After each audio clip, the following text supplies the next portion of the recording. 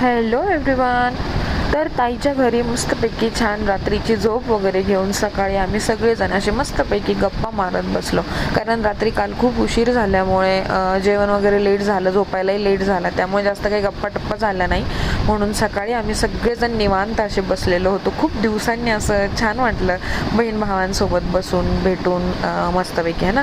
आणि अधिष्ठा देखील अशी मध्ये मध्ये करत होती आणि ती नंतर मामासोबत तिच्या खाली गेली आणि तिथे एवढं भारी खेळत होती. ती मामाकडनं इतके लाड करून घेत होती. मस्त काय करू, मामाला असं होत होतं काय करू काय नको करू, इतका जपत होता तो तिला. तर खूप छान वाटत होतं मला हे सर्व बघून वगैरे नाही का.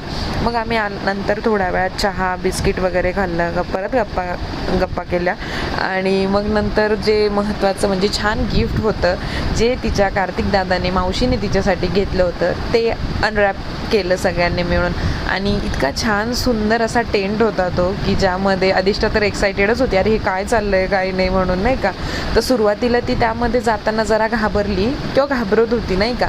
पण जसे तिचे बहीण भाऊ सगळे तिला दाखवत होते ते काय आहे कसं आहे म्हणून, तर तिला मग जरा ठीक वाटलं आणि ती जायला लागली टेंटमध्ये.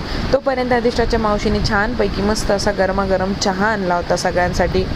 हा इतका मोठा टेंट लावून सगळेजण खूप दमले होते म्हणून.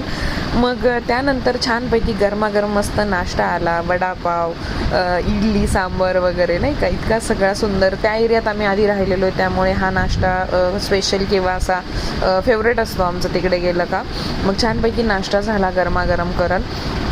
आणि मग नंतर अधिष्ठाची तिकडे मस्ती चालूच होती त्या टेंटमध्ये, जा या पूर्वा दीदीसोबत वगैरे नाही का. आणि मग असं भोकाडी भोका करत होती ती. मग त्याच्यानंतर घरी केतन दादा मावशीला वगैरे मम्मीने ते सगळ्यांसोबत व्हिडिओ कॉल झाला. आणि सत्यमला औक्षण करायचं बाकी होतं म्हणून ते औक्षण आम्ही तिघी बहिणींनी केलं. आणि मस्तपैकी छान छान राखी वगैरे बांधत छानपैकी फोटोज वगैरे काढत. मला देखील जायचं होतं त्यामुळे जरा गडबडच होती, मला रील्स बनवायचे होते पण काही जमलं नाही. पण अर्थात जाऊ द्या, तो आनंद आम्ही जो सगळे एकत्र येऊन आलेला होता तो काही औरच होता किंवा खूपच भारी होता. मग छानपैकी आवरून असं सगळेजण आम्हाला सी ऑफ करायला आले.